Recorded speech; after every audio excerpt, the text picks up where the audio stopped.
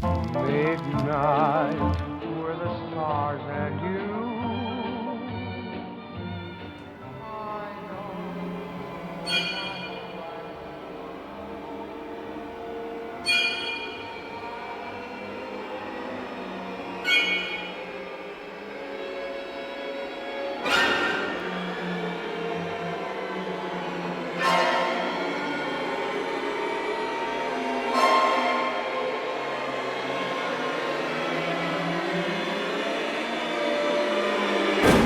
Did you like Kubrick's film of The Shining? No. Cold. I'm not a cold guy. I mean, I think one of the things that people relate to in my books is there's a warmth, there's a reaching out and saying to the reader, I want you to be a part of this. And with Kubrick's The Shining, I felt that it was very cold.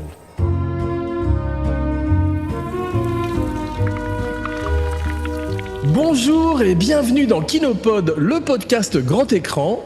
Je suis votre hôtelier, here's Johnny, et mes caretakers sont... Laurent Vachaud, j'ai toujours été le podcasteur. Philippe Sedbon. Oh Nick. Oh Nick. C'est Kino à l'envers. Et aujourd'hui, tout ce que vous avez toujours voulu savoir sur The Shining, l'enfant lumière, sans jamais oser le demander. Give me the bag. You've always been the caretaker. Ravi de vous retrouver, mes cinébodies, et de prendre à nouveau une chambre ensemble à l'Overlook Hotel. On revisite le chef-d'œuvre de l'horreur moderne, comme était dit sur l'affiche de Stanley Kubrick. On va finir par se rebaptiser le Kubrick Pod. Mais pour l'heure, n'oubliez surtout pas de liker, de partager, de commenter, de follower comme à l'accoutumée et de vous abonner, en particulier sur la chaîne Abracadapod de YouTube, avec chaque semaine une nouvelle fantastique vidéo de l'ami Romain Lenoff. Mais pour l'heure, Delbert Sedbon nous résume le film, le fameux pitch, comme si nous étions un gros producteur belge une fois, dans un ascenseur déversant du sang entre deux étages. C'est bizarre. D'habitude, le sang sort au 2e étage. Qu'est-ce que Shining? La longue crise de délirium très mince d'un romancier raté, isolé dans un hôtel pendant l'hiver? Le fantasme et cauchemar d'une femme battue et d'un enfant traumatisé? Ou plus simplement une histoire de fantôme? Ou tout ça à la fois? À nous d'en débattre. Parfait, tu fais définitivement partie de All the Best People.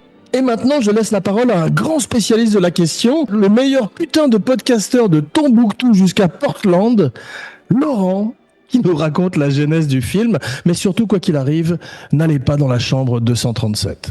Mr. Allen, what is in room 237? Alors la genèse de Shining, c'est très très simple. Après l'échec de Barry Lyndon, l'échec commercial aux États-Unis, Kubrick a envie de faire un succès commercial parce qu'il se sent un petit peu responsable vis-à-vis de la Warner qui lui a donné beaucoup d'argent pour faire Barry Lyndon et qui a pas récupéré sa mise. Donc comme l'horreur est à la mode et qu'il veut faire déjà depuis longtemps un film d'horreur, il en avait souvent parlé parce qu'il admire des films comme Rosemary's Baby, comme L'Exorciste, et que c'était L'Exorciste qui a été produit par Warner et c'était la compagnie avec laquelle Kubrick travaillait. Il voulait faire un film justement qui allait un petit peu battre tous les films précédents qui avaient été des gros succès parce que l'horreur s'affirmait comme un film, un genre très populaire au box-office. Donc il a essayé de chercher pendant plusieurs mois, comme toujours, un livre qu'il voulait adapter. Il en a lu beaucoup et à un moment il a trouvé un livre qui s'appelait The Shadow Knows, qui était le roman d'une professeure qui s'appelait Diane Johnson.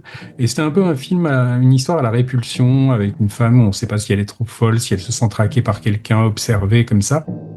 Il a trouvé que c'était assez compliqué à rendre en film quand même et que c'était pas complètement très commercial. Et finalement, il a trouvé ce livre de Stephen King qu'on lui avait envoyé. Carrie, a new film by Brian De Palma, based on the chilling bestseller. Stephen King était à l'époque encore un auteur de best-seller, mais qui était à ses débuts, puisqu'il y avait eu juste Carrie, je crois, et Salem's Lot qui avaient été faits. Donc il a commencé à lire le livre et il a été assez pris par l'histoire. Et donc il a décidé d'adapter ce roman. Et il a engagé Diane Johnson, justement l'auteur de The Shadow Knows, ce livre qu'il voulait adapter, pour travailler avec lui.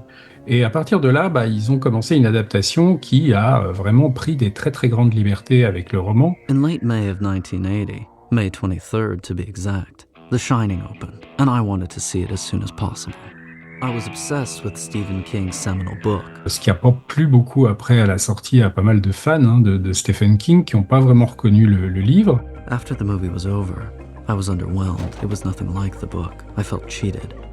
Mais voilà, quoi, la jeunesse, c'est ça. C'est surtout, en fait, on peut dire quand même, je pense, que c'est le seul film de Kubrick qui n'aurait peut-être pas été fait si, par exemple, Barry Lyndon avait été un succès populaire.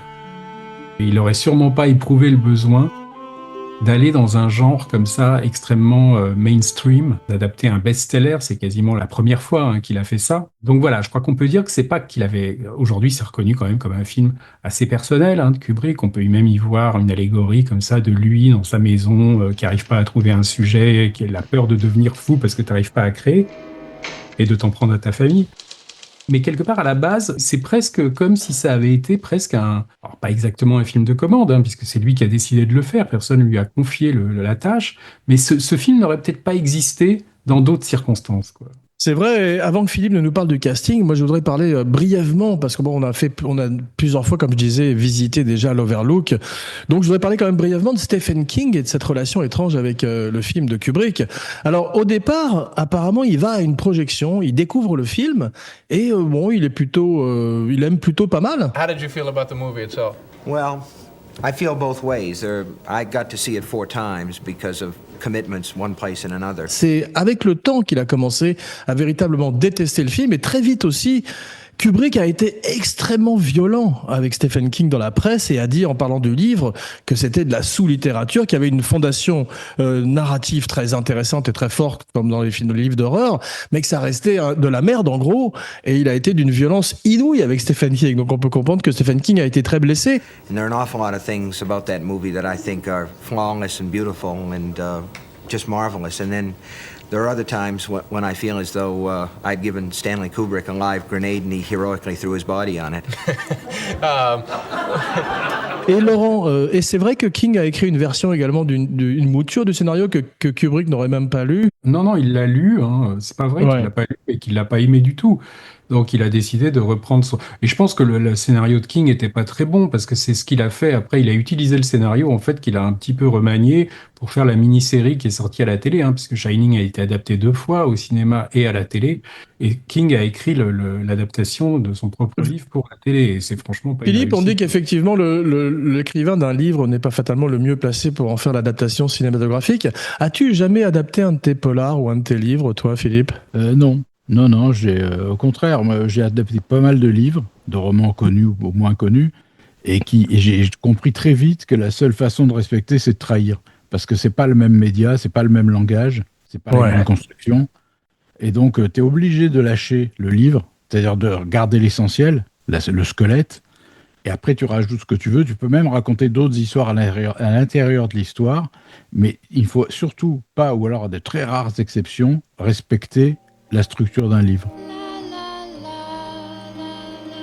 Mais quand on parlait de Rosemary's Baby, Laurent, on voit que Polanski avait été très fidèle au livre d'Ira Levin. Oui, Polanski, il a complètement l'approche différente de Philippe. Lui, il veut retrouver, quand c'est possible, parce que par exemple, La 9e Porte, c'est un film qui est adapté d'un livre d'Arturo Pérez Reverte, qu'il a complètement changé. Oui, en fait, je crois que c'est au cas par cas, en fait. Il essaye quand même de respecter le livre, et ce qui est marrant, c'est que Polanski, on lui avait proposé d'adapter Shining. C'était la Warner, enfin, c'était pas la Warner encore à l'époque, c'était c'était un collectif de producteurs canadiens, bizarrement, qui avait acheté les droits du livre, les premiers, ça s'appelait The Producers Circle Company, ils sont d'ailleurs encore au générique de Shining, et qui avaient prospecté comme ça pour essayer d'intéresser des réalisateurs, et ils avaient logiquement envoyé le bouquin à Polanski parce qu'il avait fait Rosemary's Baby, que c'était encore une histoire C'est drôle. Donc après le succès de Carrie au box-office, King était un vrai nom au cinéma et c'était à la mode d'adapter ses livres en fait. I'm very, very happy to give this award Très heureux de donner cette récompense to Brian De Palma for Carrie. pour Brian De Palma pour Carrie. Il n'y avait eu qu'un film vraiment d'adapté, il n'y avait eu que Carrie. C'est-à-dire Salem's Lot était un film de télé, donc c'était pas encore l'auteur mégastar de Mais on va parler des différences entre le livre et le film, bien sûr, mais c'est drôle quand on lit le livre de Stephen King, On Writing, tu sais qu'il a écrit sur l'écriture, qui n'est pas un livre de fiction, qui est un magnifique livre, il dit quand même la fameuse phrase américaine qui est tue tes chéris, kill your darlings, tu sais. Ouais, qui est quand Faulkner. C'est la phrase de Faulkner. Voilà, il cite la phrase de Faulkner, donc il est conscient, mais peut-être qu'il n'est pas conscient du fait qu'effectivement, d'un médium à l'autre, il y a parfois des changements qui sont nécessaires. Et ce que je voudrais terminer avant que Philippe ne nous parle du casting par une phrase qu'a dit Kubrick, que tu connais probablement par cœur, Laurent, qui dit, je vais la traduire en français, il dit, en découvrant le livre de King, il dit: il y a quelque chose d'intrinsèquement mauvais dans la personnalité humaine, une facette maléfique. Une des choses que les histoires d'horreur peuvent faire, c'est de nous montrer les archétypes de l'inconscient. On peut voir la face sombre sans avoir à la confronter directement. Alors effectivement, ça c'est le roller coaster. On est confortablement dans une salle de cinéma et on peut montrer les pires horreurs, mais on va parler bien sûr du casting avec Philippe et de Jack Nicholson et de l'endroit où il est dans sa carrière à ce moment. Well, I dreamed that I killed you and Danny. I cut you up into little pieces. Alors Jack Nicholson qui crée un personnage complètement unique et irréaliste en fait quand tu regardes bien, parce que moi en revoyant Shining, je me suis dit en fait ça aurait pu être tout à fait interprété par quelqu'un comme Cassavetes de Rosemary's Baby. Ça aurait été une approche plus réaliste, peut-être plus effrayante du personnage de Torrance, mais Jack Nicholson a opté pour une Nicholsonerie, c'est-à-dire une espèce d'over-the-top permanent avec des œillades, des sourires de fou, des gueulantes, etc. When do you think maybe he should be taken to a doctor? As soon as possible. As soon as possible. Qui est également très intéressante, parce que il y a un aspect comédie que j'avais pas 100% capté en voyant le film plusieurs fois avant, et qui là, j'ai souvent souri, parce que tu es en complicité avec l'acteur, pas le personnage. Go check it out! Go check it out! Tu es en complicité avec l'acteur qui souvent dérape complètement, parfois des fulgurances de génie, mais qui garde ce cap. Parfois, il a dérapé dans des films comme Batman, par exemple, sur cette même ligne.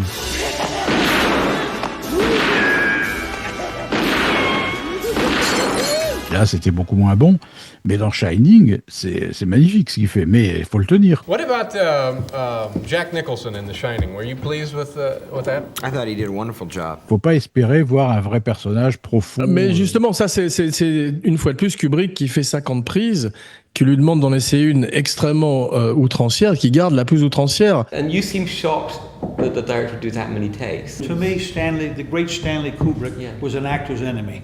And I can point to movies that he's done, the worst performances I've ever seen in movies. Which and ones? Yet, The Shining, terrible performances. Maybe it was great movies, but they're terrible performances. Mais moi j'ai une question à vous poser en particulier à Laurent, parce que effectivement, Philippe, tu dis en gros ce que dit John Carpenter, qui est que c'est une comédie noire formidable, mais pas fatalement un vrai film d'horreur, si tu veux. The Shining is pretty scary. I thought that was a comedy. I'm sorry. That was a comedy. Okay, I forgot who I'm talking to. That's of course right. Okay, let's see. I what never else. have laughed so hard in my life at that movie. Laurent, si le sujet avait été traité un petit peu plus comme dans le livre, et si effectivement à la volonté de Stephen King on avait casté un Martin Sheen ou un John Voight, est-ce que tu aurais préféré toi le film, parce que je sais que tu as des réserves sur la performance de Nicholson. Oui. Je sais pas, je pense juste que l'interprétation outrancière de Nicholson rend le film, comme l'a dit Philippe, plus drôle qu'effrayant. C'est-à-dire que moi, quand je revois le film maintenant, et je me souviens de ma réaction, hein, vraiment quand je l'ai vu la première fois, j'étais ado encore et j'étais très féru de films d'horreur et j'avais pas eu peur une seule seconde, quoi. Si tu veux. Donc j'avais été déçu en fait. Je m'étais dit bon bah c'est pas du tout. On me promet un film d'horreur qui va dépasser tous les autres films d'horreur. Parce que moi j'avais été terrifié à l'Exorciste et tout ça. Quand j'avais vu ça, j'avais trouvé le film avait plein de qualités, mais disons que sur le plan de la terreur, ça m'avait pas fait peur du tout, quoi. Tu vois. Et je pense que c'est un peu dû à ça. C'est-à-dire que c'est un peu dû à cette interprétation cartoonesque, tu vois, genre Grand Loup dans Les Trois Petits Cochons. Little pigs, let me come in.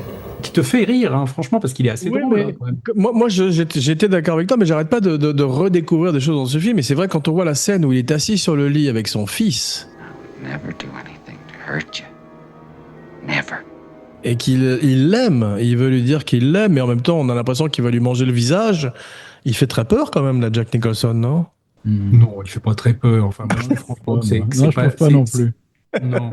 Il y a que Non, moi, mais alors. il faut quand même dire, hein, puisque moi j'ai lu le livre Taschen, je ne sais pas si vous l'avez acquis, vous, parce que maintenant il est même sorti dans une édition beaucoup plus abordable sur Ouais. la fabrication de Shining, hein, où tu apprends absolument tout ce qui s'est passé pendant le tournage. C'est comme disait Philippe tout à l'heure, c'est-à-dire que Nicholson a livré des interprétations, mais complètement normales de certaines scènes. Et c'est Bien lui sûr. qui a retenu après Kubrick que les scènes les plus Mais comme George C. Scott dans Dr. Folamour, dont on parlait récemment. It's an obvious commie trick, Mr. President. We're wasting valuable time. Look at the big board. They're getting ready to clobber us. Et quand on parlait de la réaction de Stephen King quand il est allé voir le film, donc en projection privée avant la sortie, et qu'il a été extrêmement déçu, alors il devait être lié par des accords pour pas le dire tout de suite à la sortie du film, comme James Ellroy pour le Dahlia Noir, tu vois. Mais il racontait que Nicholson était à cette projection où il est allé, hein, puisque Nicholson a découvert le film aussi pour la première fois là, et il racontait que Nicholson était complètement abattu, quoi. Et je pense que c'est une réaction où il a dû se dire, mais j'ai tourné 2 ans quasiment. Et il n'a gardé, parce qu'il n'avait eu aucun regard sur le montage, il a dû se dire, mais il y a tout ce que j'ai fait qui n'est pas dans le film, tu vois. C'est-à-dire qu'il a dû être, je pense, surpris de voir qu'il avait passé, et Cruise, ça devait être pareil, tu vois. C'est-à-dire que quand tu passes Mais 2 ans... il a compris, et probablement Cruise aussi, enfin, en tout cas, lui, que si ça avait été les prises un peu plus normales, entre guillemets, peut-être qu'on parlerait pas autant d'un film de 1980 Voilà. Alors, comme celui-ci, qui est devenu un film dont on va passer brièvement sur le documentaire La Chambre 237, mais qui est devenu un point très important d'obsession pour plein de cinéphiles et de conspirationnistes. Ce qu'on peut se poser comme question, c'est pourquoi la survivance de ce film est-elle aussi grande? C'est-à-dire pourquoi aujourd'hui, et bien plus qu'à sa sortie en 1980, on parle de ce film sans arrêt. Qu'est-ce que ce sera, Homer? Moi, serre-moi une bière. Non, tu dois d'abord tuer ta famille. C'est l'ogre. C'est passé dans la culture populaire à un point Here's Johnny. Here's Johnny! qu'on n'aurait pas soupçonné, je pense, à sa sortie, parce qu'à sa sortie, c'était surtout la déception qui l'emportait, hein. C'est-à-dire un petit peu comme ce que j'ai dit, c'est-à-dire que moi, j'avais été aussi à quel point... Il arrive souvent avec les films de Kubrick à leur sortie, et ensuite, avec le temps, ils trouvent leur place. On voit aussi à quel point on était conditionné comme spectateur. C'est-à-dire que moi, je me souviens que comme j'étais extrêmement féru de films d'horreur, hein, je voyais quasiment pas que ça, mais j'en voyais énormément. J'avais été très choqué et très surpris par l'esthétique du film, c'est-à-dire l'éclairage, les couleurs choisies. Je trouvais que c'était très très banal, c'est-à-dire très très quotidien, du orange. Tu vois, c'était pas les couleurs qu'on voit dans les films d'horreur habituels, parce qu'il avait justement voulu aller au-delà de ça, c'est-à-dire pas tomber dans le cliché. Et moi, j'avais l'impression que le cliché me manquait, c'est-à-dire j'avais l'impression qu'il me fallait ça pour avoir peur. Alors qu'aujourd'hui, précisément, je pense que si le film a survécu, c'est à cause de ça, c'est-à-dire qu'il ne reprend aucun des clichés, des standards. Et que la série, après, elle s'est engouffrée là-dedans, hein, la série Shining. Quand tu regardes le film aujourd'hui, avec cet endroit où tout est éclairé tout le temps, cet hôtel où il y a de la lumière partout, tu vois, finalement, je pense que cette esthétique complètement à contre-courant a beaucoup fait aussi pour la survivance du film et au fait absolument, et la force et l'originalité, ouais. Philippe, on parlait de Jack Nicholson, mais est-ce que c'est pas un petit peu quand même une espèce de pic de sa carrière? Après, il viendrait avec des rôles, comme tu disais, le Joker, où il est un petit peu en parodie, tout d'un coup, il devient en autoparodie, et il fait encore, bon, il y a de temps en temps un About Schmidt, où il est merveilleux, et il fait encore des grands seconds rôles, comme dans Few Good Men ou des films comme ça, mais est-ce que c'est pas justement quand même l'apogée de sa carrière et des années 70? Si, et puis oui, bien sûr, il n'y a pas si longtemps que ça qu'il a été promu vedette internationale avec Volodymyr Coucou, Chinatown. Pas si longtemps que ça. Et là, il a mûri physiquement. Il est plus aussi élancé. Il a les cheveux qui partent dans tous les sens. Il est pas beau dans le film. Il est mal rasé. Il a l'œil injecté, etc. Effectivement, il arrive à un summum de ce personnage qu'il a créé depuis ces années Roger Corman, depuis les années cinéma indépendant, etc. Il arrive à un aboutissement qui est aussi une autocaricature.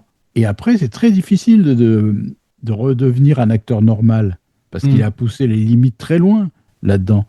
Tout en Qu'est-ce qu'on étant peut dire remarquable, parce que malgré tout ce qu'on dit, il est quand même fabuleux dans le film. C'est assez Pour moi, c'est une des grandes performances de l'histoire du cinéma, mais des grandes performances over the top, comme Scarface, comme Pacino dans Scarface, où c'est tout d'un coup, ils sont à 11, mais ça marche. Et ils sont sur le fil du rasoir.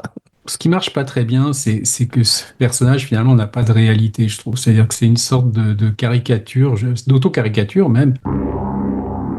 Par exemple, moi je préfère beaucoup plus, même si j'aime beaucoup moins le film, je préfère Malcolm McDowell dans Orange Mécanique, qui est aussi sur ce côté un petit peu caricatural par moments, ou même drôle, hein, parce que Orange Mécanique, il y a beau y avoir des choses horribles qui se passent, tu te marres par moments.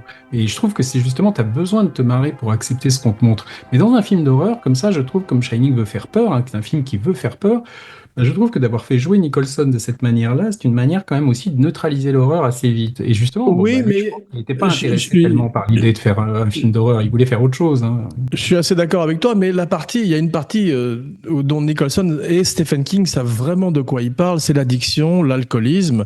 Tu as Nicholson qui prenait beaucoup de cocaïne, King notoirement se rappelle pas d'avoir écrit Cujo et se rappelle pas d'une grande partie des années 70.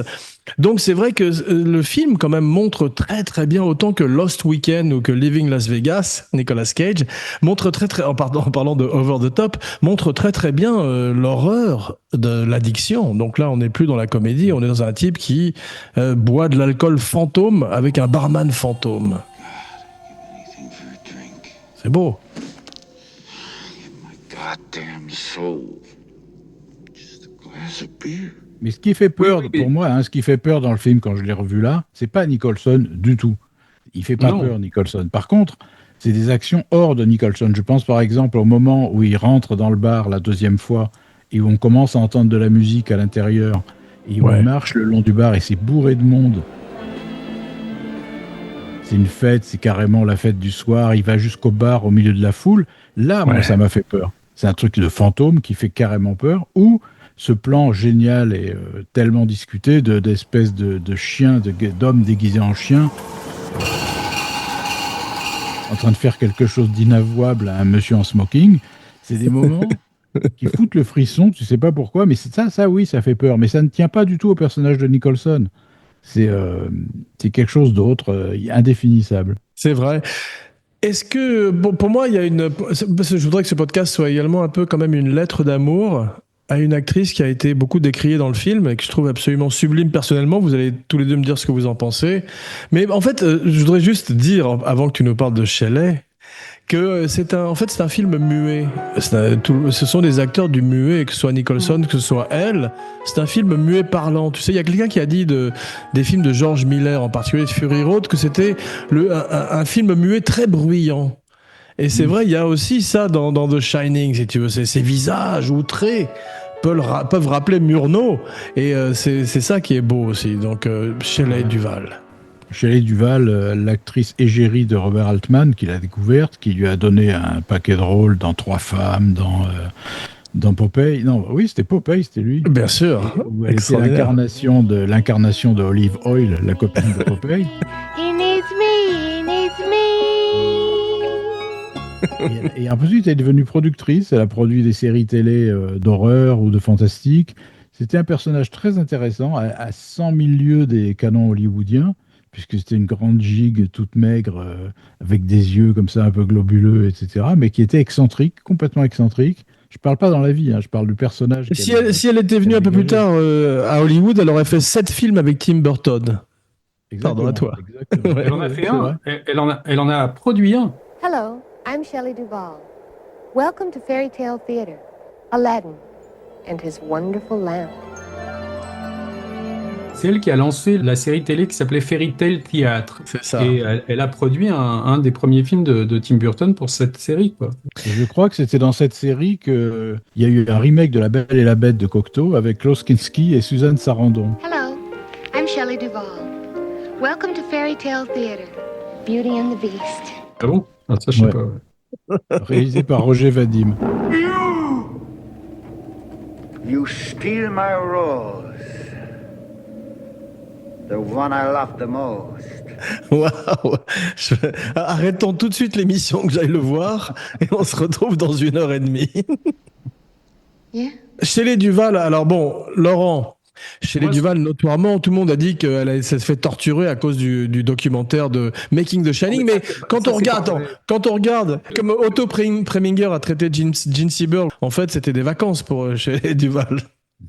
Bon, c'était peut-être pas des vacances parce que ça. Non, je déconne.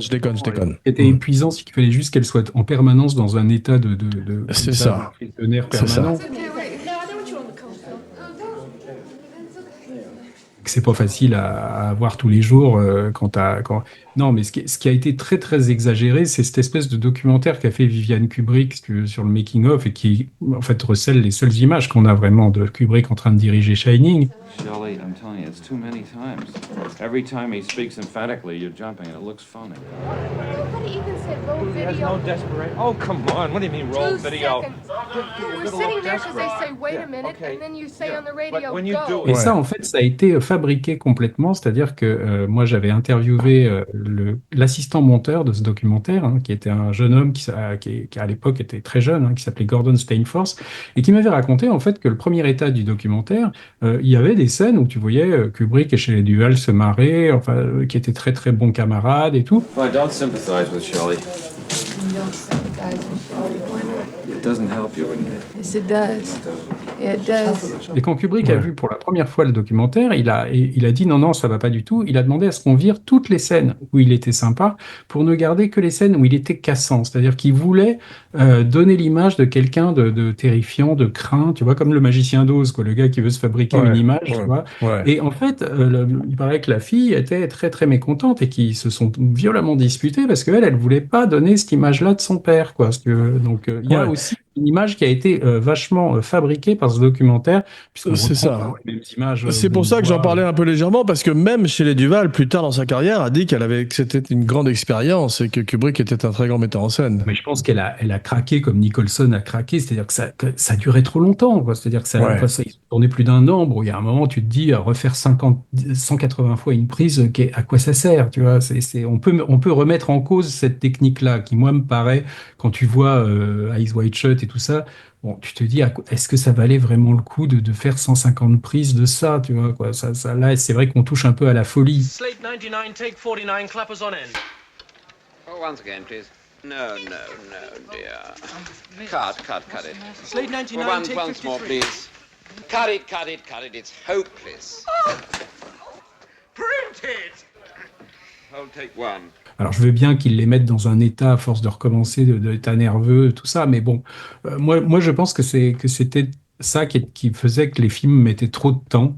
Mais le temps fait partie aussi je pense que ça faisait complètement partie de son projet, c'est-à-dire qu'il voulait prendre en otage ces gens-là pendant un an pour voir jusqu'où il pouvait aller avec eux, quoi. Tu vois, c'est ça que d'autres metteurs en scène ne peuvent pas avoir. Ce qu'il faut dire quand même sur le casting, moi, je voudrais rajouter sur Nicholson, c'est-à-dire que c'est une sorte je dis pas que c'est un documentaire sur Nicholson, mais ce qui est assez frappant quand tu regardes le film aujourd'hui, c'est que tu as l'impression que c'est un film qui inclut à la fois le passé de Nicholson et son futur, c'est-à-dire que tu recycles, c'est carrément un film fait sur Vol au-dessus d'un nid de coucou au début quand tu regardes bien. C'est-à-dire que le premier plan c'est exactement le même que celui de Vol au-dessus d'un nid de coucou. C'est une montagne enneigée de l'Oregon avec une voiture qui passe devant dans laquelle est Nicholson. Tu regardes les deux débuts, c'est exactement pareil. Ouais. Tu vois Nicholson qui arrive dans un établissement, l'asile de Vol au-dessus d'un nid de coucou dans un cas, l'Overlook de l'autre. Tu vois un long entretien avec le directeur de l'établissement, c'est-à-dire Ullman dans Shining et le directeur de l'asile dans Vol au-dessus d'un nid de coucou, qui est joué d'ailleurs par le vrai directeur de l'asile où ils ont tourné. Donc, tu as une espèce de symétrie comme ça de la construction. Tu as quand même Scatman Crothers, qui est à la fois le cuisinier noir de Shining et le gars qui est le veilleur de nuit de Vol au-dessus d'un nid de coucou, qui fait rentrer les filles. Et quand on sait que Miloš Forman avait failli engager Shelley Duvall pour le rôle de la copine de Nicholson dans Vol au-dessus d'un nid de coucou, tu sais, qui couche avec Brad Dourif, tout ça, tu te dis, là, ça aurait été encore plus dingue, c'est-à-dire dans le miroir, et même dans l'architecture de l'intérieur de l'asile, t'as des choses presque qui rappellent un petit peu les baraquements de Full Metal Jacket, tu sais, oui, et puis ces néons qui sont les mêmes dans un hôtel que dans un asile.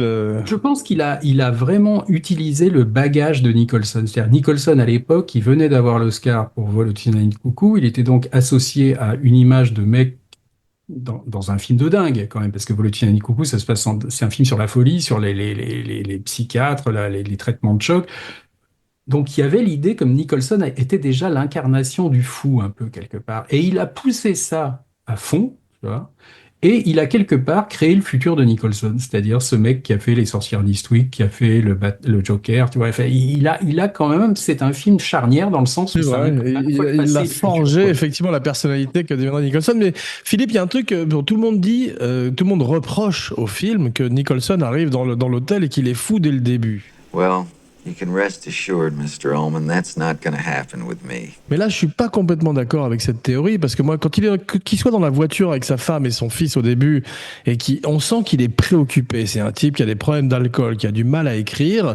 Et quand il a son interview au début avec Ullman, donc qui est Barry Nelson, qui est absolument fantastique dans le rôle, eh bien, il est très séduisant. On sent que le type, il veut avoir le job, il est pas fou, il arrive à séduire son employeur, et je pense qu'il est beaucoup moins fou qu'on ne le dit, en fait, si tu veux.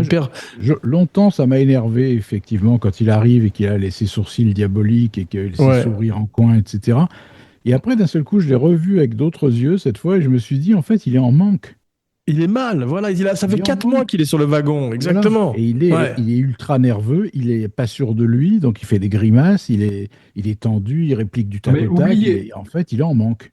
Vous oubliez un truc. Non, mais vous oubliez un truc, c'est que le film nous dit à la fin qu'il est le mec qui revient cycliquement dans cet hôtel sous une incarnation différente. C'est le même fou qui a tué les gens en 1920, c'est le même fou qui a tué...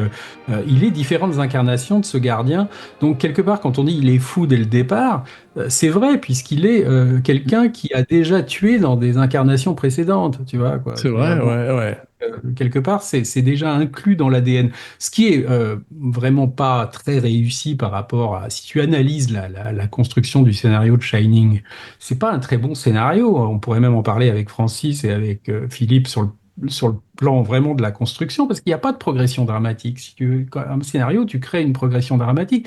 Là, tu as d'abord cette interminable scène de discussion avec le directeur, c'est-à-dire qui fait 12 pages, je crois, de scénario. Tu vois, incroyable. Et tu regardes comme c'est filmé, c'est très chant contre chant. Tu vois, il n'y a pas beaucoup d'invention dans la façon de... Mais quelle scène! C'est ça qui m'avait choqué, moi. La première fois que je l'avais vu, je m'étais dit, mais Kubrick fait un peu de la télé. J'avais l'impression que c'était, tu vois, un espèce de filmage extrêmement lambda. Pareil avec la doctoresse, tu vois, quand elle vient, tout ça. J'avais trouvé que c'était vraiment pas inventif dans la façon de réaliser, tu vois. Et ça, je m'attendais à un truc plus... Et c'était trop long, c'est-à-dire qu'ils arrêtent pas de se raconter des trucs, tu vois. Bon, alors il veut créer une progression, mais je trouve qu'il n'y a pas de progression. Et c'est-à-dire que le moment où il devient fou, en gros, t'as la bascule où t'as ce fameux plan au début où ils sont dans l'hôtel, où tu vois, ils regardent... Allez, on fait tous un Kubrickster. Et tu te dis, ça y est, là, il est fou. Tu vois. Donc, il n'y a rien qui provoque ça. Voilà, je trouve que sur le plan de la construction dramatique, il a même les rapports avec sa femme. Moi quand je vois le couple, j'ai du mal à comprendre comment ce couple a pu se former. C'est-à-dire comment ce mec a pu tomber amoureux de Shelley. Moi, je suis pas sûr, au contraire. Philippe, au départ, Nicholson veut Jessica Lange pour le rôle, parce qu'effectivement, c'est plus le personnage du livre de Stephen King, serait joué par Rebecca De Mornay dans la série télé. Mais moi, je trouve au contraire qu'une femme comme Shelley Duvall, je peux comprendre qu'elle rencontre un Nicholson au lycée, tu vois, et qui d'un coup, c'est une espèce de high school sweetheart, et c'est un couple quand même assez crédible. Tu sais, la façon dont elle se fringue, la façon dont elle se coiffe, dont elle parle, avec cette voix géniarde, etc. Moi, j'ai vu ça comme une projection de ce que voit Jack Torrance de sa femme. C'est-à-dire qu'il ne la supporte plus. Tu vois, il la supporte plus, il a envie de la frapper tout le temps. Il est quand même dans un état terrible quand il lui parle, en général. Mais elle est extraordinairement gentille avec lui et dévouée, alors que lui est un monstre. Oh my God. Danny, what happened to your neck? Elle est très gentille, mais tu vois, par exemple, le moment où elle voit que le petit garçon a des traces sur le bras, au lieu de lui faire confiance, elle le regarde et fait « Mais qu'est-ce que tu lui as fait ? Qu'est-ce que tu lui as fait ?» Et ça démolit tout. You did this to him, didn't you? You son of a bitch! Parce que lui est persuadé qu'il lui a rien fait, et elle l'accuse immédiatement. Donc c'est ça qui fait basculer l'autre dans la haine, dans la folie, etc. Donc elle n'est pas blanc-bleu non plus, elle est... Non, elle n'est pas blanc-bleu dans le sens où elle a permis probablement à cet alcoolique de boire pendant des années. Quand il a brutalisé leur enfant, Parce que l'enfant, c'est une histoire qui est arrivée à Stephen King. Un de ses enfants avait mis en l'air toutes ces pages de manuscrits, tu vois. Il n'a pas cassé le bras de son enfant, mais il est devenu fou. Et effectivement, c'est un truc très, très personnel pour Stephen King. C'est pour ça qu'il a réagi aussi violemment. Shelley Duvall as Wendy is really one of the most misogynistic characters ever put on film. She's basically just there to scream and be stupid. And that's not the woman that I wrote about. Mais elle est restée avec ce type pendant des années, si tu veux, parce qu'elle l'aimait ou parce qu'elle avait peur. La perversion de Kubrick dans le casting, c'est un peu comme dans Barry Lyndon, si tu veux, où t'as normalement Lord Bullingdon qui est dans son bon droit, quoi, qui voit ce sale type parvenu qui a épousé sa mère et qui dilapide toute leur fortune. T'aurais envie de t'identifier à Bullingdon, puisque tu dis... c'est ce que tu disais sur le show. Ouais. Il engage pour jouer Bullingdon un mec qui a une sale gueule, tu vois, qui a l'air insupportable, et t'as plutôt envie d'être Ryan O'Neill, tu vois, quoi. C'est-à-dire qu'il n'y a pas ce processus d'identification. Et là, c'est pareil, c'est-à-dire, moi, je la trouve tellement exaspérante que par moments, t'es un peu comme Nicholson, t'aimerais la couper en tranches minces, parce qu'elle arrête pas de rire comme une idiote, elle arrête pas c'est drôle, je l'ai pas, pour une fois, je l'ai pas perçu comme ça. Moi, je l'ai perçu comme une femme extrêmement forte qui est dans un conte de fées, affronte un dragon, sauve son enfant à la fin. Moi, elle m'a fait penser avec son look très ordinaire, elle m'a fait penser à Marge dans Fargo. Et j'ai pensé beaucoup à Fargo cette fois-ci en voyant le film. Non, moi je pense que on voit que quand le film progresse, tu te dis c'est une cruche au départ, elle a quand même l'air complètement con, et tu t'aperçois que finalement après c'est le personnage fort du film. C'est-à-dire qu'elle devient beaucoup plus résistante et elle arrive à faire des... mais tu sais que ça a vachement changé parce qu'à un moment il la tuait. Il y a eu des versions du scénario où il la tuait, où c'était elle qui le tuait. Il y avait même, ce qui était curieux, c'est qu'il y avait des scènes, il y avait une scène de sexe au départ dans le scénario quand ils arrivaient à l'Overlook, tu les voyais péter, il paraît, tu vois, pour montrer en fait que elle restait avec lui parce que il la baisait comme pas possible. C'est un truc qui a complètement disparu là, tu vois. Je veux dire, tu te dis même qu'il y a presque pas de sexualité entre eux, tu vois, quoi. Et il y avait aussi des scènes où il la battait, c'est-à-dire qu'il y avait une scène normalement où il lui filait une gifle et elle tombait par terre, tu vois. Mais ça, c'est au scénario, ça n'a pas été tourné par Kubrick, ça. Ça a été tourné, la scène où il la gifle, ça a été tourné, quoi. Whenever you come in here and interrupt me, you're breaking my concentration. You're distracting me, and it will then take me time to get back to where I was. C'est un film sur une femme battue, de toute façon, à la base. Bien ses sûr. réactions, sa façon de regarder son Nicholson, sa façon d'être toujours t'as vu, en crainte quand il s'approche d'elle. Elle vient pas vers lui. Mais ce qui est étonnant, c'est que dans Barry Lyndon, il y avait des scènes où Barry tapait sa femme aussi, si tu veux, quoi, et qui viennent du livre. Et il les a enlevés aussi, si tu veux. Il a finalement rendu le personnage de Barry Barry, je dis pas que c'était Jack Torrance dans le scénario original de Barry Lyndon, mais il y avait de ça quand même, si tu veux, puisqu'il picolait et il tapait sa femme. T'as déjà les germes de Shining dans pas mal de scènes de Barry Lyndon. C'est ça qui est intéressant. C'est fou. Incroyable. Incroyable. Alors, Léon Vitali, à propos de Barry Lyndon, trouve l'enfant, ou en tous les cas fait passer un casting à 5000 garçons. Danny Lloyd est magnifique. Ce serait son seul rôle. Je crois qu'il fait un caméo dans Dr. Sleep et peut-être un autre caméo dans un autre film, mais il a préféré s'éloigner de la profession d'acteur et il est splendide dans le film. Il ne savait pas qu'il tournait un film d'horreur parce que Kubrick le protège énormément et je trouve que ce film a beaucoup plus de cœur et de chaleur qu'on ne lui... Parce ça a un côté film frigide. On se croirait effectivement dans La ruée vers l'or par moment, tu sais. Mais c'est vrai que il y a une chaleur humaine avec Dick Hallorann, Scatman Crothers qui amène un cœur au film. Well, anyway, he looks like a doc, doesn't he? Yeah. What's up, doc? Cet enfant, chez les Duval, il y a beaucoup plus de chaleur que de froideur, finalement. Mais ce que j'ai vu aussi, moi, cette fois, c'est que le personnage de Danny, qui est dans le livre, je m'en souviens très bien, était l'objet de convoitise de l'hôtel des fantômes. Oui. Parce qu'il avait le Shining. Là, c'est complètement inconséquent. C'est-à-dire qu'au départ, on croit que c'est ça, mais c'est pas ça. Ouais. Ils veulent le père. Ils veulent le père. Donc le fils devient un peu, je dirais, inutile, quoi, dramatiquement parlant. Tu vois, au début, on croit qu'il va générer plein de choses. Mais je crois que tout le monde shine un peu dans cet hôtel et Jack shine comme un diamant noir. Tu vois ce que je veux dire? Lui, c'est l'autre facette. Et c'est pareil pour Scatman Crothers. Quand Scatman s'en va au début et laisse l'hôtel désert avec eux, il n'a aucune raison de revenir, parce que non seulement il revient, on voit son trajet de A à Z dans la neige à Miami, ou ce que tu veux, Et quand il arrive à l'hôtel, il se fait tuer instantanément. Oui, son Donc, ça ne Shining servait est à très rien. imprécis, ouais. Ça ne servait à rien, dramatiquement parlant. Non, mais il avait fait ça en fait pour surprendre les lecteurs du livre, parce que dans le livre, le cuisinier noir, Halloran, il est pas tué, et c'est lui qui sauve un peu la famille. Ouais, si ouais. tu veux. Voilà, tu Je m'en vois, donc souviens je très pense bien. qu'en tuant le personnage, ça, pour ceux qui connaissent le livre, Surtout que sinon, il y a pas de mort dans le film, à part les fantômes de l'hôtel et quelqu'un qui est tué par la météo à la fin. C'est un slasher movie avec très peu de cadavres quand même, par rapport aux critères plus modernes. C'est la même année que Vendredi 13 quand même, 1980. Enfin, il a fait un film sur le père, c'est sûr, parce que le livre est vraiment fait sur l'enfance, si tu veux, et c'est ce qu'on voit dans Dr. Sleep, c'est-à-dire que ce Shining est convoité par des vampires, des espèces de vampires psychiques dans le deuxième, hein. C'est d'ailleurs souvent assez ridicule dans la représentation, mais tu sens que le don de l'enfant est une denrée rare qu'une entité supérieure veut absorber, si tu veux, pour que l'hôtel devienne... Mais alors, j'ai entendu une lecture encore plus folle, Laurent, en particulier à propos de Dr. Sleep, on parlait de la prémonition par rapport à Eyes Wide Shut, tu sais, aux sectes. Et là, est-ce que tu as entendu parler de l'adénachrome, tu sais, là, avec les enfants? Oui, pour les enfants, oui.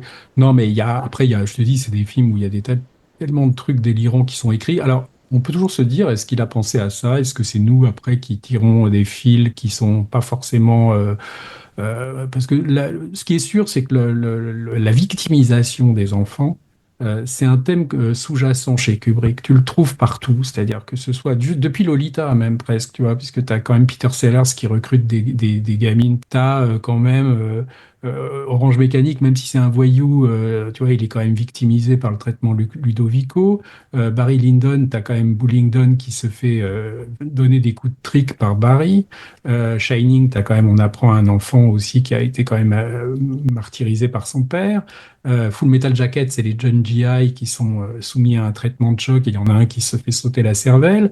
Donc tu peux voir quand même la victimisation de l'enfant comme un sous-thème assez persistant, hein, dans l'œuvre de Kubrick. Ça avait l'air ça devait être encore beaucoup plus fort dans ce film sur l'Holocauste qu'il n'a pas fait, hein, puisque c'était l'histoire d'un jeune enfant qui était juif et qui était obligé qui était poursuivi par les nazis pour échapper à l'Holocauste. Donc, Même AI et la victimisation d'un enfant robot. Ouais. Donc là, il y a quelque chose dans la condition de l'enfant. Moi, je pense que c'est un père qui est à la fois abusif et peut-être même incestueux, si tu veux, puisque c'est la scène qui donne la clé de ça, je pense, et qui est à mon avis, alors moi c'est une lecture que j'en fais, hein, mais c'est ça qui moi me paraît très effrayant dans le film.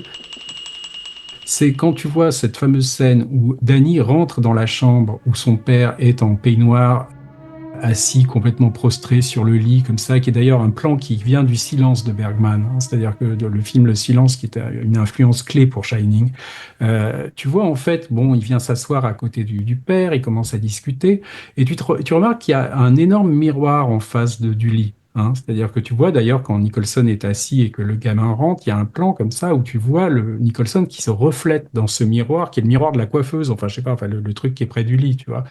Et tu te dis en fait que quand ils sont tous les deux assis sur le bord du lit, normalement, ils se reflètent tous les deux dans le miroir. Hein, c'est-à-dire que... Et tu as cette espèce de conversation où tu sens que le gamin est en manque d'affection, qui cherche quand même de la chaleur humaine auprès de son père, que le père a l'air quand même d'aller pas bien. Donc on voit quand même que est-ce que tu nous ferais du mal un jour à maman? Tu vois, on voit que c'est un fils qui a à la fois peur de son père et qui est en même temps en manque d'amour. Et tout d'un coup, la scène se termine sans qu'on voit finalement la fin de cette scène, puisque tu as un carton qui tombe comme ça, tu vois, on voit pas le gamin repartir. Et ma théorie, moi, c'est que le père s'en prend à son fils à ce moment-là. C'est-à-dire que est-ce qu'il essaye de l'étrangler? Est-ce qu'il essaye de l'abuser? Et le gosse voit l'agression dans le miroir. Et après, ce qu'on voit dans la chambre 237, quand Jack rentre dans la chambre 237, c'est en fait une transformation de ce que le fils a vécu, et c'est dans la tête du fils qu'on voit ça, puisque si tu regardes bien comment la scène des 137 est filmée, en fait c'est le gosse qui le voit, tu vois, il est en train de baver dans son lit, et il a l'air d'être carrément de voir ce qui se passe dans la chambre 237, mais c'est une vision de l'enfant en fait, tu vois, et qui est en plan subjectif de Jack qui rentre dans la chambre. Et qu'est-ce que Jack voit? Il voit une femme, si tu veux, tu dis que Jack est en manque de sexe, il voit cette femme qui a l'air de correspondre à son fantasme, cette femme s'arrive, il l'embrasse, et dans le miroir, il voit le truc qui se transforme en un truc dégueulasse, comme si c'était une transposition de ce que le gamin avait vécu dans la chambre, mais tu vois, et Eyes Wide Shut fonctionne un peu comme ça aussi, c'est-à-dire des situations C'est réelles. intéressant, mais Philippe, tu as lu le livre de Stephen King ? Ouais.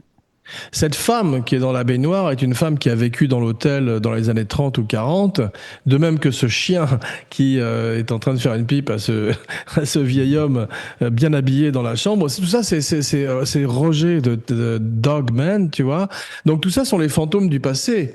Donc, Oui, mais si vous regardez, attends, je finis juste, c'est que là, dans le livre de King, elle n'existe pas, cette scène où Jack va dans la chambre de sang. Mais la plupart des grandes images du film n'existent pas dans le livre, que ce soit l'ascenseur qui vomit du sang ou All Work and No Play Make Jack a Dull Boy, c'est pas dans le livre, ça. Ouais, mais si tu regardes bien, quand Jack revient dans l'appartement retrouver sa femme après être allé dans la chambre 237, il dit en fait, j'ai rien vu dans la chambre 237, si tu veux. Ce qui pour moi est une preuve que ce qu'on voit de l'entrée de Jack dans la chambre 237 est une scène transformée par l'imagination de Danny, parce qu'en fait c'est un message qu'il envoie à Loran en fait, si tu veux, tu vois. Donc comme il ose pas dire mon père m'a agressé pour me faire mal, bah, il transforme ça comme les enfants font souvent, si tu veux, il envoie une image codée. Je pense que c'est une image transposée que l'enfant envoie, mais il n'y a pas de bonne femme, Jack ne la voit pas, si tu veux. Philippe, à propos des fantômes de l'hôtel, moi je voudrais parler de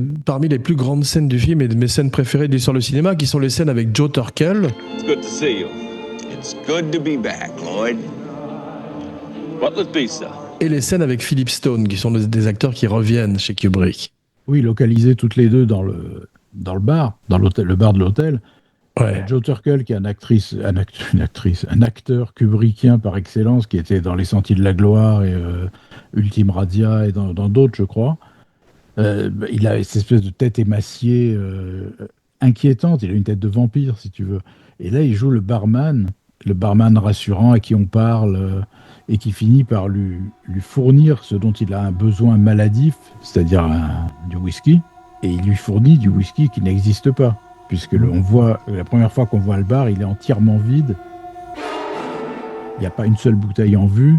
Il y a les fauteuils sont rangés. Enfin, c'est pas du tout ça. Et quand il revient la deuxième fois, cette fois, il est bien décidé à assouvir son manque. Et il va voir, et là, l'hôtel est peuplé. Il y a du whisky à gogo, ça déborde de partout, etc. Et donc, Joe Turkel, il avait cette qualité rare chez les second rôles américains, c'est que d'abord, il n'est pas identifiable. On ne peut pas dire « Ah oui, je l'ai vu dans machin » ou « Tu connais pas son nom ». Oui, alors que c'est vrai que Harry Dean Stanton était préconisé, mais qu'il faisait Alien. Ça aurait peut-être été moins bien avec Harry Dean Stanton qu'on connaît, qui est plus répertorié. Harry Dean Stanton n'aurait pas... Et que j'adore. Hein. Ouais. Oui, moi aussi, mais qui n'avait pas cette élégance de Joe Turkel. Ce qui s'est passé, c'est que Nicholson a suggéré des tas de noms à Kubrick qui étaient des potes à lui, si tu veux, parce qu'il savait que ça allait être très long. Il avait envie d'avoir des copains avec lui à Londres. Donc, Scatman Crothers était un copain de Nicholson. Il avait joué avec lui dans les films de Bob Rafelson et Harry Dean Stanton aussi, quoi. C'est ça.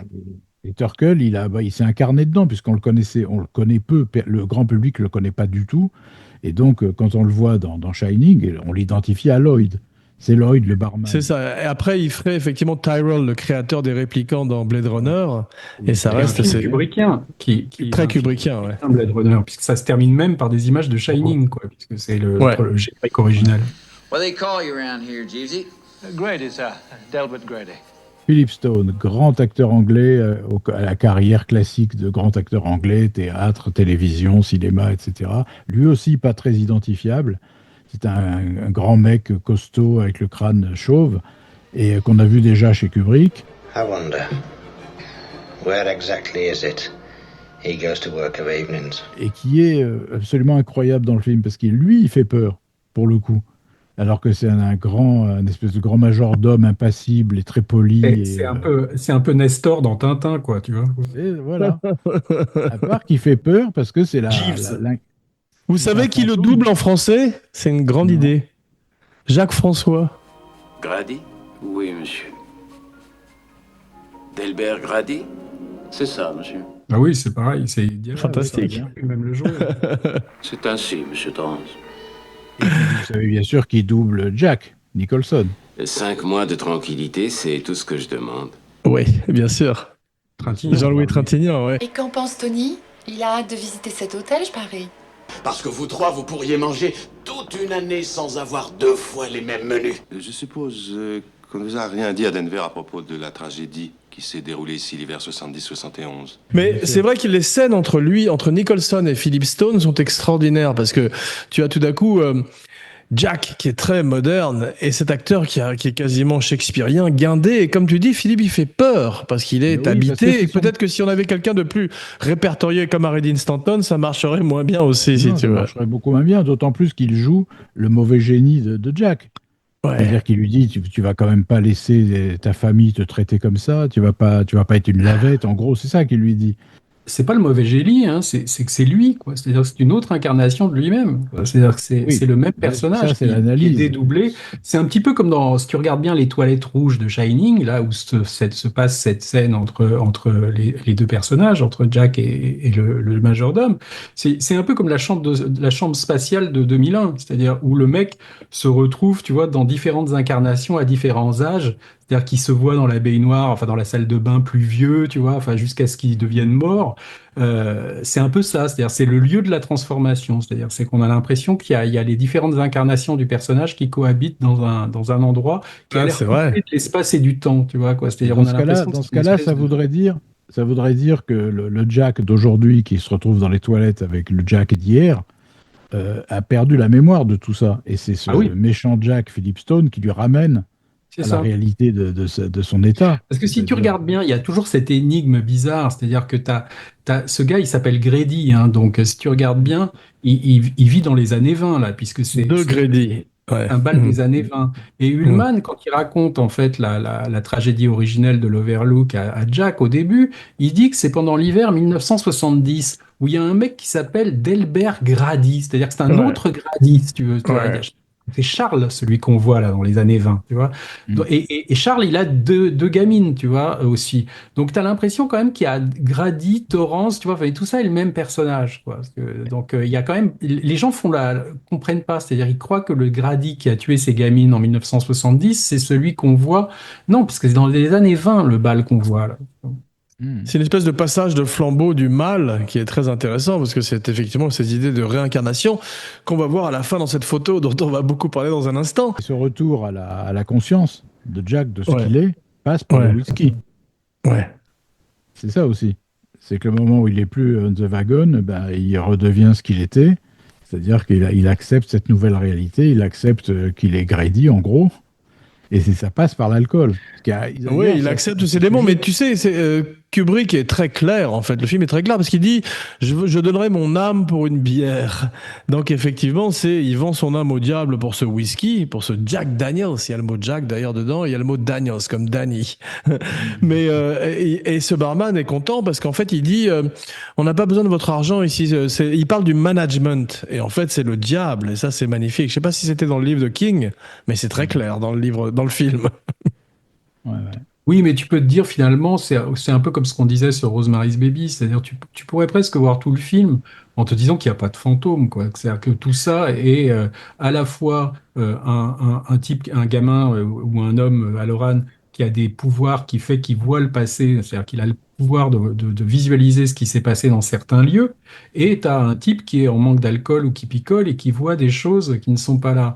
C'est-à-dire, tu peux très bien te dire qu'en fait, il n'y a aucun fantôme dans l'Overlook, mais c'est simplement des gens qui on dit descendent que dans la le police. film bascule au moment où Grady lui ouvre la porte du frigidaire. Donc à ce moment-là, qui lui aurait ouvert la porte ?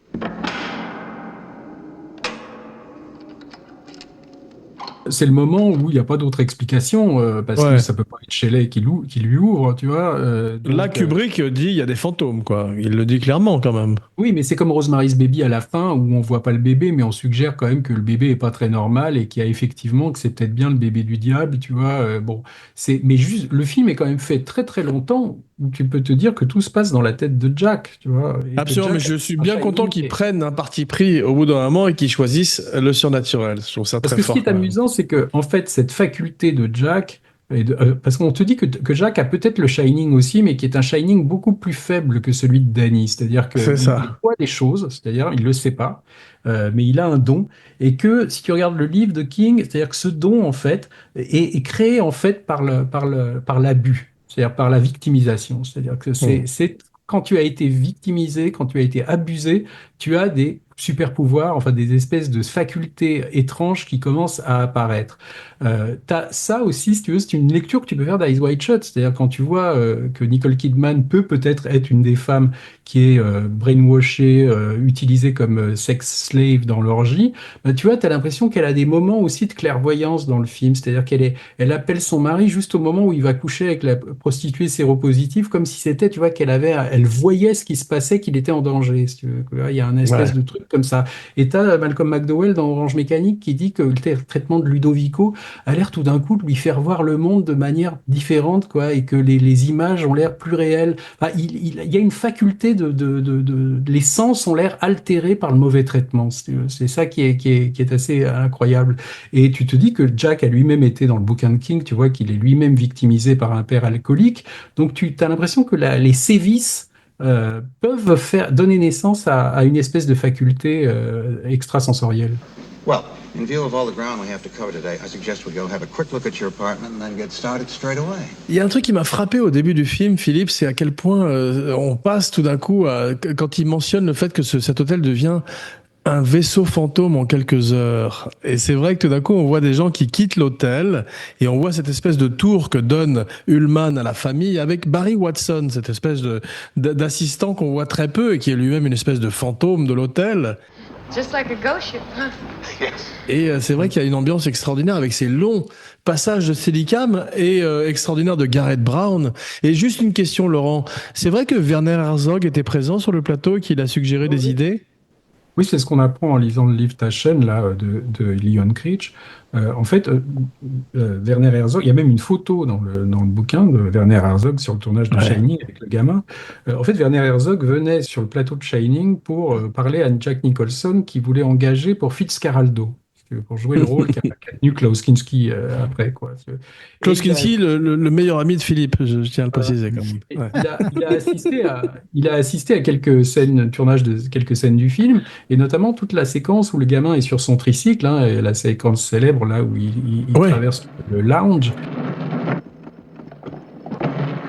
Et il y avait ce moment où tu as, tu sais, le tricycle qui monte sur le tapis, qui redescend sur le plancher, et donc tu as le son différent, selon qu'il est sur le tapis ou sur le plancher. Magnifique. C'est vrai qu'il avait l'air au départ gêné par ce problème de son, tu vois, et c'est Herzog qui lui aurait dit « Ah non, c'est au contraire, c'est beaucoup mieux de le laisser comme ça, tu vois. » Et il aurait réécouté après, et il aurait dit « Ah ouais, c'est vrai que ça crée quelque chose d'assez, au plan de l'atmosphère, quelque chose d'assez unique. » Mais au départ, il avait l'air de se dire, putain, l'ingénieur du son me dit que c'est gênant parce que tout d'un coup, ça crée du bruit dès qu'il retombe sur le plancher.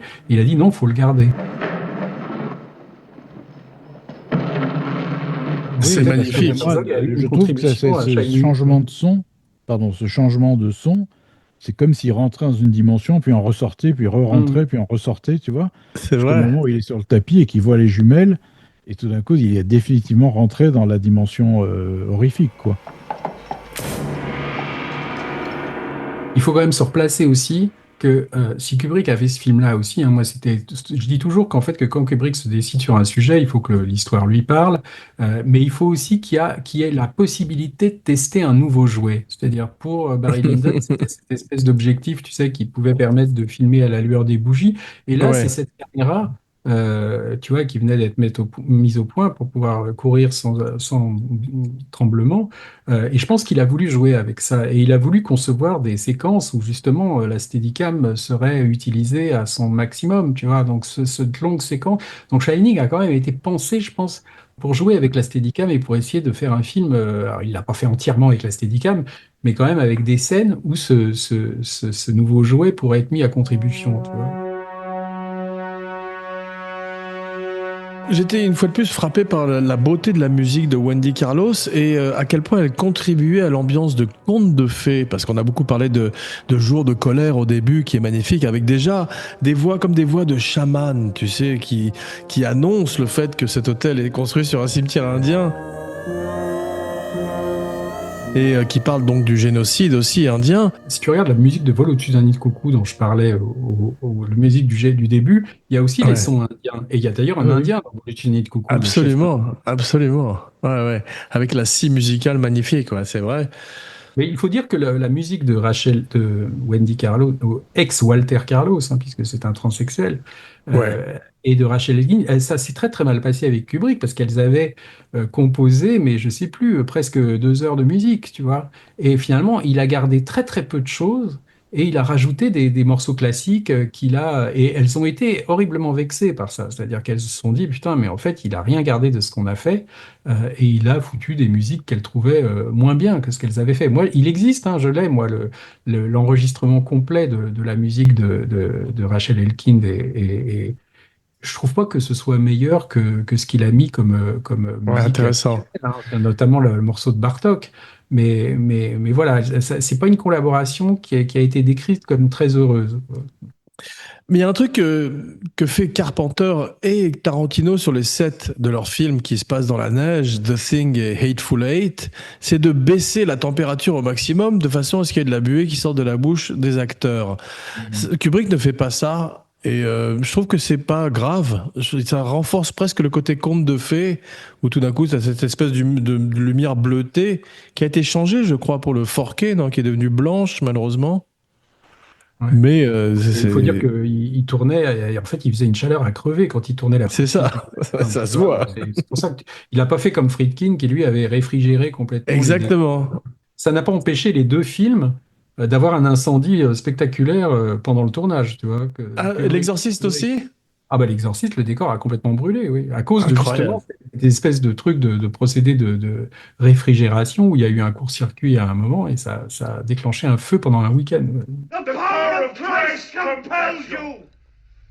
The power of Christ compels you! Ils étaient obligés de réfrigérer le plateau pendant tout le week-end pour que le lundi, tu vois, on se caille à mort, quoi, tu vois.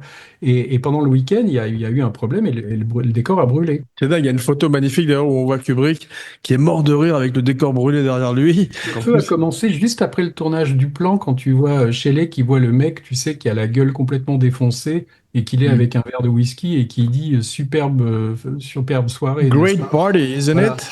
Great party, isn't it? Et il paraît que juste quelques secondes après, il y a le feu qui a commencé, quoi. C'est drôle.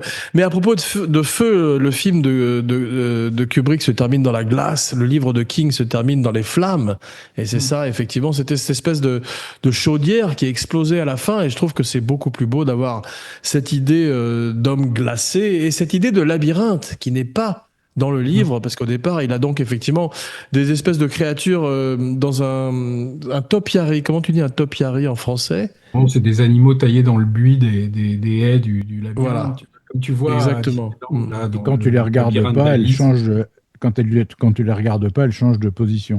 C'est ça. Si tu détournes le regard, elles ont fait 3 mètres vers toi. Mais un peu à la manière des extraterrestres dans 2001 ou de l'enfant de Ea, et Kubrick sait qu'il n'a pas encore à l'époque les effets spéciaux nécessaires pour le faire, et il a cette idée extraordinaire qui rappelle la mythologie Thésée, le Minotaure, et qui est peut-être beaucoup plus forte encore que le livre de King, je pense. Non, mais il faut dire qu'il a essayé il a essayé de le faire comme dans le bouquin, hein. Il a essayé d'étudier comment on pouvait faire, puis il a vu qu'ils n'y arriveraient pas. Et puis je trouve qu'il a eu raison, parce que dans la série, ils ont essayé de le faire, et ils avaient les moyens à l'époque, et c'est assez ridicule, mais ça fait pas peur du tout, tu vois. Ouais. Donc le labyrinthe, si tu veux,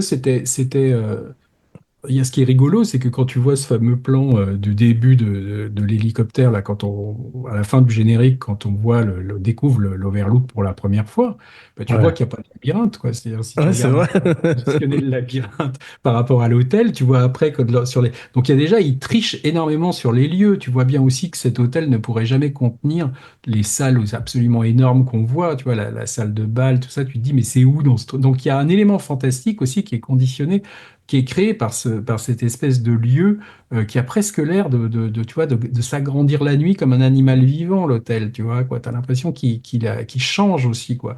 Donc ça, c'est purement le fantastique. Mais si tu regardes bien, d'ailleurs, si tu repasses si tu regardes bien la première fois qu'on découvre l'hôtel du ciel, hein, bah, on voit la piscine de l'hôtel sur le côté. Parce que le Timberline, ce qui est le nom de l'hôtel, a une piscine. Et tu la vois. Wow. Elle est sur la gauche, comme ça, tu vois, alors que après, quand tu vois l'hôtel, ça, on voit jamais de piscine. Et tu te dis, le labyrinthe, il est où? Parce que dans ce fameux plan de début, alors, il doit être assez complètement mensonger mais je pense que c'est bon aussi C'est comme tous ces trucs où on dit il a retiré des objets pour égarer le spectateur. Ou cette fenêtre insensée dans le bureau de Ullman.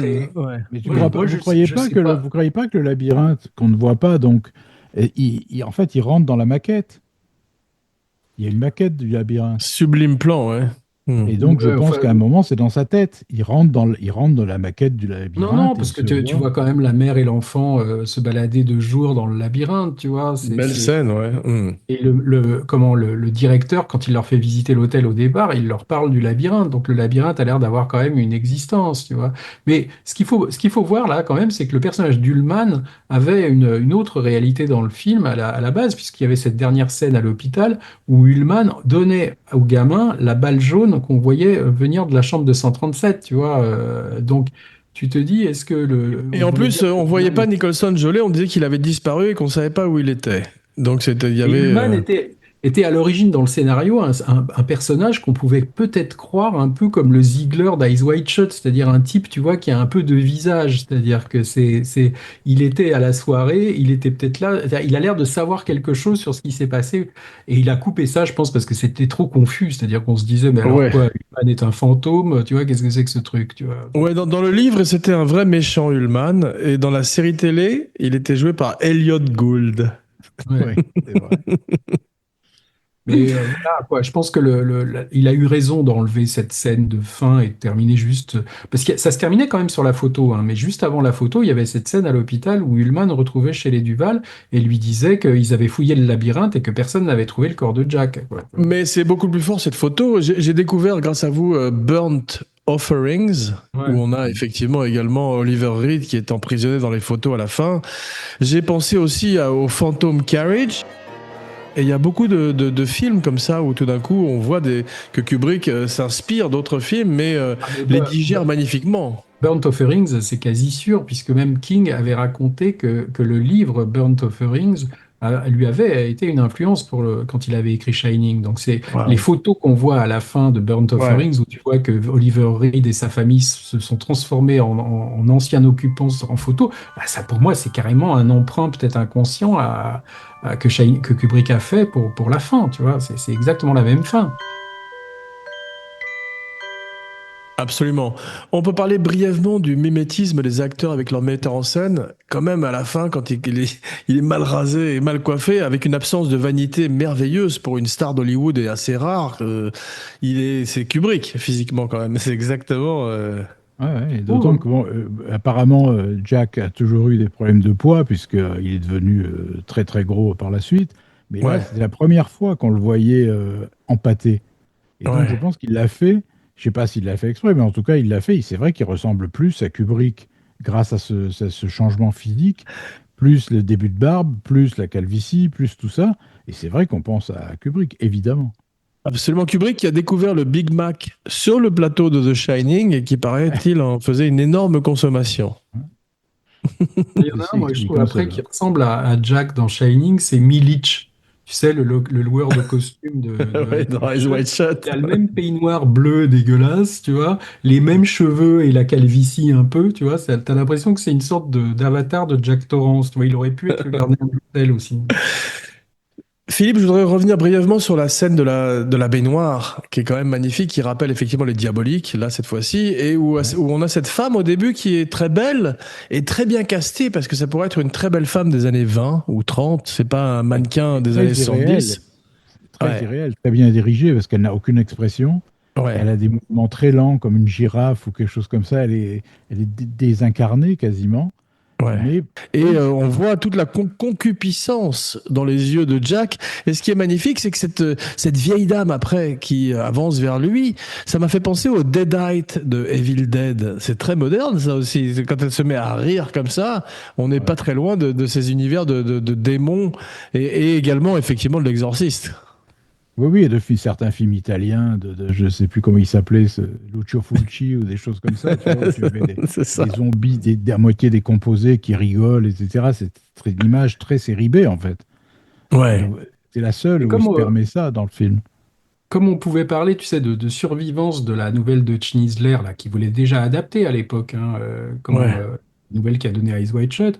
En Ouais. fait, il a raconté à Ryan O'Neal pendant le tournage de Barry Lyndon qu'il voulait faire un film d'horreur, qu'il avait déjà des scènes, et il avait décrit en fait une scène de la nouvelle de Rien qu'un rêve, mais qu'il avait un peu modifiée. C'est-à-dire, tu sais, c'est cette fameuse scène où dans le film, dans Eyes Wide Shut, quand Tom Cruise arrive à la morgue et qui trouve la nana nue, tu sais, qui était en fait la fille qui avait fait l'overdose et qui pense être la Ouais. fille de l'orgie, on voit qu'il se penche vers elle comme ça, comme s'il allait l'embrasser. Et en fait, dans ce qu'il avait raconté à Ryan O'Neal, il racontait qu'en fait, il embrassait le cadavre et que là, le cadavre le prenait dans ses bras pour lui l'étreindre, comme ça. Et je pense que cette idée comme ça de Nicholson qui embrasse une femme nue, qui sort de la baignoire et tout, ça vient de son idée originelle pour l'adaptation de Eyes Wide Shut, quoi. Ah, c'est drôle ça. Il y a un parallèle aussi que je voudrais juste dire rapidement. J'ai trouvé que Lloyd m'a fait penser aussi à Robert Blake dans Lost Highway. We've met before, haven't we? Il a la même fixité, il est le même côté terrifiant de fantôme, et Lynch, on sent beaucoup qu'il a été très inspiré par Kubrick. Et c'est drôle parce que Kubrick montre à son équipe Eraserhead avant de commencer The Shining, et effectivement tout ce drame d'une paternité mal vécue. Non, mais ce qu'on peut dire aussi, là, on n'en a pas parlé, c'est qu'il existe quand même 2 montages de ce film, hein. C'est-à-dire Ouais. qu'il y a une version, donc la version américaine qu'on voit de plus en plus maintenant, hein, puisque le 4K est cette version qui fait 2h25, je sais plus, 2h23, 2h25, et il y a cette version qui est sortie en France, hein, à l'époque, qui est une version d'1h59, quoi. Et en fait, moi, je trouve qu'aucune des deux n'est vraiment satisfaisante. C'est-à-dire, je trouve que la version française est trop courte. Enfin, la version sortie en Europe est trop courte, et je trouve que la version américaine est trop longue. Et justement, dans ce que disait Philippe, là, tout le retour d'Aloran à l'Overlook est interminable, c'est-à-dire avec des scènes qui ne servent à rien, mais même déjà au scénario, tu vois, c'est-à-dire que le voir téléphoner au mec quand il déjà voir l'avion atterrir, machin, le gars qui appelle son pote de l'aéroport, après il arrive à la station-service, il discute encore une fois pour dire que c'est vachement compliqué d'aller jusqu'à l'Overlook, qu'il va falloir louer la chenillette, tu vois, enfin. Tu te dis tout ça, mais pourquoi il a tourné tout ça? Ça sert à rien. Dans la version européenne, il passe directement, tu vois, on voit qu'il est tout de suite dans le chasse-neige. T'as compris qu'il allait louer. Donc tout ça retarde énormément et rallonge le rythme du film, je trouve, et l'endommage un peu. Donc moi, je trouve que c'est un peu trop long, enfin, de toute façon, la version longue, et la version courte, finalement, est un peu trop courte. C'est-à-dire, moi, je trouve que c'est dommage qu'il ait coupé la scène avec la doctoresse pour la version européenne. Ouais. Tu sais, quand la doctoresse vient voir Danny après son étourdissement. Parce que même Ouais. si la scène n'est pas très inventive sur le plan de la réalisation, parce que là encore, hein, c'est un peu comme l'interview avec Ullman, c'est vachement blabla de chant Chant contre chant. contre chant, ouais. Il y a quand même des informations importantes, c'est-à-dire que tu sais dès le départ que Danny est un enfant abusé, c'est-à-dire, et tu sais que son Shining est apparu peu de temps après qu'il ait été brutalisé par son père.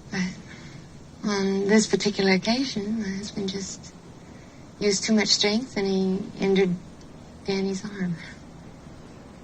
Tu crées un lien entre l'abus et la clairvoyance, hein, si tu veux. Et là, sinon, faut attendre la scène avec Lloyd, quand il est en train de raconter qu'il a démis la clavicule du gosse, pour savoir qu'il s'en est pris à l'enfant. Alors qu'au début, tu sais qu'il a déjà frappé le gosse, et ça peut créer une angoisse. C'est-à-dire de te dire, putain, quand il va se retrouver dans l'hôtel à nouveau, il risque de recommencer, si tu veux. Donc je trouve qu'il y a quelque chose qui s'est perdu, quoi. Là, il aurait dû laisser la scène avec la doctoresse, quand même, je trouve, dans le montage européen. Et ce plan absurde des squelettes avec les toiles d'araignée dans la version américaine à la fin, là, quand Shelley Duvall, tu sais, commence à voir des trucs, quand elle est à la fin, après avoir vu le mec à 4 pattes habillé en chien, là, elle voit cette espèce de plan, tu vois, où on a l'impression que c'est la maison hantée de Disneyland. C'est-à-dire que tu vois des squelettes, c'est mal fait, tu croirais un mauvais truc de la Hammer. Mais c'est tellement ridicule que je me demande, est-ce que c'est pas Kubrick qui justement se moque de ces films de fantômes du passé, peut-être? Non, je pense que c'est quand Nicholson dit au début ma femme va être ravie d'habiter là parce qu'elle adore les films d'horreur, c'est Shelley qui voit en fait quelque chose qui ressemble au film d'horreur qu'elle voit, tu vois, c'est-à-dire que c'est un espèce de cliché. Puis je pense que ça n'a pas marché, c'est pour ça qu'il l'a coupé, et s'il avait été très content de ce plan, il l'aurait laissé, mais je pense qu'il y a plein de gens qui lui ont dit attends, mais c'est ridicule, tu devrais l'enlever, tu vois. Donc il l'a enlevé, je trouve qu'il a bien fait, quoi. C'est drôle parce qu'on a parlé de Robin Williams et Robert De Niro pour les rôles de Jack Torrance, c'est comme quoi Kubrick aurait dit que Williams était trop fou et De Niro pas assez, c'est vrai ça? Alors, il paraît que ça, c'est pas vrai du tout. Ouais, je pense que c'est faux. Je pense qu'il n'avait que Nicholson en tête. Il a toujours envisagé Nicholson. Il paraît qu'il a vaguement imaginé quelques possibilités si jamais il y avait le deal avec Nicholson n'était pas possible, parce qu'il paraît quand même qu'il demandait beaucoup d'argent. Donc à un moment, ils se sont demandé ce qu'il pourrait se Intéressant. faire. Donc Ouais. il paraît qu'il avait vaguement envisagé Harrison Ford, tu vois, qui à l'époque était une grosse vedette à cause de Star Wars, tu vois. Mais il a jamais envisagé De Niro, il a jamais envisagé Robin Williams. Ça, c'est dans le livre Taschen que tu lis, tu t'aperçois qu'il y a quand même pas mal de légendes urbaines autour du casting de Shining. Par contre, ce qui est vrai, c'est qu'il avait imaginé, paraît-il, Liv Ullmann pour Wendy. C'est Très bonne drôle. idée, à mon avis. Très bonne idée. Ce qui aurait été... Oui, mais elle s'appelle Ullman, tu vois, quand on voit les jeux de mots, Danny Lloyd dans le truc, l'hôtel Stanley qui inspire l'Overlook, Stanley Kubrick, Stephen King, Stanley Kubrick, les mêmes initiales, enfin tu vois, si en plus il y avait eu Liv Ullman, un personnage qui Mais ça s'appelle rappelle Ullman, ce que Philippe disait sur Roman Castevet. voilà. Et c'est la Oui, même ça. chose, effectivement. Ouais. Ça aurait fait une coïncidence de plus, tu vois. Mais il y avait quand même quelque chose, moi je pense, comme Kubrick est un grand fan de Bergman, hein. Il a fait voir à son équipe de Shining Le Silence, dont je vous parlais. Ça, c'est référencé dans le livre de Leon Critch. Et quand Ouais. tu regardes les plans, moi je les avais trouvés, hein, des images du silence, tu vois le gamin vu de haut sur le tapis de l'hôtel, comme Danny. Tu vois Ouais. des très grands couloirs comme ça avec le gamin qui avance dans le couloir. Et tu vois cette fameuse scène d'un adulte dans un lit en face d'un miroir quand l'enfant rentre dans la chambre, si tu veux, comme la scène quand Jack est assis sur le bord du lit, tu vois. Donc il y a visiblement une influence. Et Bergman, bah, il y avait une logique finalement peut-être d'engager une actrice bergmanienne pour là-dedans, tu vois. C'était pas complètement con. Ça C'est aurait été drôle. un film complètement différent. Mais la Liv Ullmann de 1976-77 ressemble beaucoup plus à la description que King fait de son personnage que chez les Duval, tu vois. C'est une blonde Absolument. aux yeux bleus, tu vois. Et maintenant, que celui qui a encore quelque chose à dire sur The Shining le dise ou qu'il se taise à tout jamais. Non, ce qu'on peut se demander, c'est pourquoi ce film continue d'inspirer aussi bien les interprétations les plus délirantes. Pourquoi ce film continue de fasciner à ce point-là? Parce que c'est Ou quand alors, même pas excuse-moi, le mais film tu de- regardes le couloir qu'utilise beaucoup Coralie Farja dans The Substance. The substance.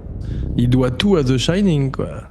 Oui, mais ça, c'est des citations, c'est-à-dire c'est le Substance, ça n'a rien à voir avec Shining fondamentalement le film, tu vois. Ouais, C'est comme c'est si vrai. on te mettait, voilà, un signe qui rappelle le projet Blair Witch, tu vois, la petite, le petit C'est truc. vrai.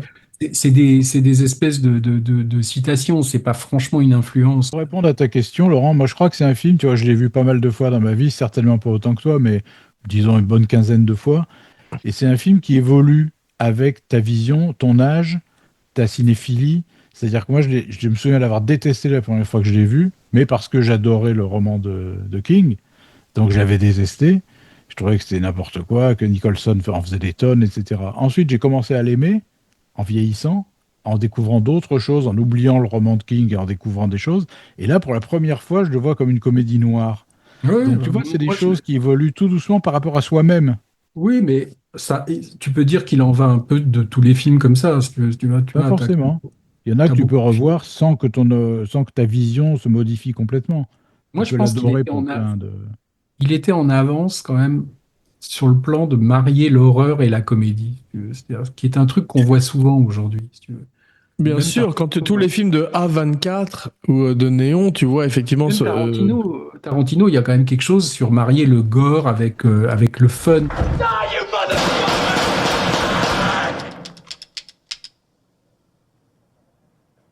Ou les frères Cohen, bien sûr. Les frères Cohen, même de certaines séries télé comme American Horror Story. Donc, cette espèce de mélange des genres qui était casse-gueule, hein, parce que quand tu regardes les films d'horreur de l'époque, mais il y avait ça un peu dans Rosemary's Baby quand même, hein, quand tu vois la peinture Oui, oui. des voisins, tout ça, il y a quand même un truc très satirique, mais Ouais. c'est très dangereux hein, de marier la satire et le film d'horreur, parce que tu as le risque que ça fasse plus peur. C'était notamment un des problèmes, par exemple, des femmes de Stepford, tu vois, ou des films comme ça, qui sont à la fois très satiriques, mais qui échouent un peu sur le plan de l'épouvante pure. Donc là, il était peut-être en avance comme ça dans cette idée de faire une comédie noire à partir T'aurais pas fait une comédie noire avec L'Exorciste, tu vois, ou avec Damien, je pense que ça aurait été un peu ridicule. Et là, je pense qu'au départ, les gens ont été très surpris, et si le film a été mal reçu, c'est à cause de ça, quoi. C'est-à-dire il a voulu faire une comédie noire à partir de cette Et histoire. en même temps, s'il a perduré, c'est aussi à cause de ça, à mon avis. bah, il a perduré parce qu'il n'y a aucun film qui ressemble vraiment à ça. Si tu regardes bien, tu vois, tous les autres films d'horreur sont beaucoup plus conventionnels, même les bons, tu vois, sont quand même.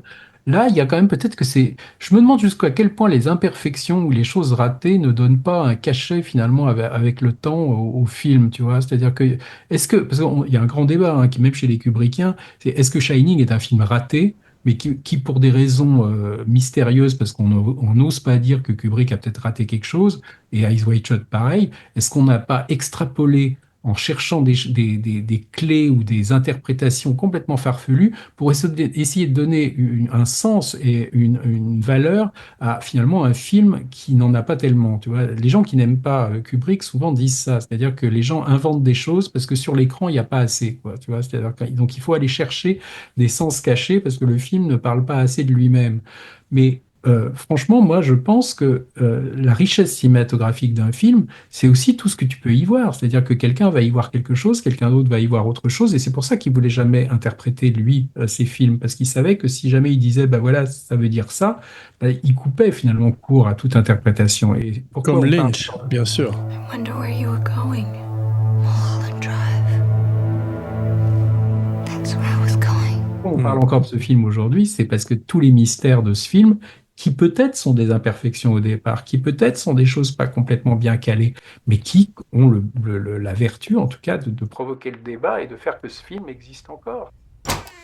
All right, let's burn this, let's rewrite everything, and let's start all over.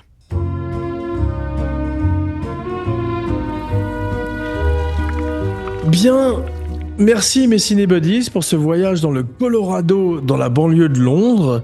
On se retrouve très vite pour un nouveau podcast grand écran. En attendant, n'oubliez pas de liker et de souscrire à la chaîne Abracadapod sur YouTube avec chaque semaine une nouvelle fantastique vidéo du maestro Romain Lenoff, assisté de Diana Mossafir, son Katia Lazareva. Ce podcast est maudit car il a été construit sur un cimetière indien. Voici est venue l'heure de dire vos noms et vos catchphrases.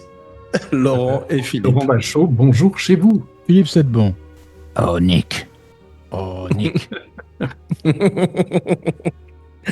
Parfait, je fus Jack Weber pour Kinopod, le podcast Lumière, et maintenant... Midnight and the stars of you, midnight and a rendezvous, and we all shine on...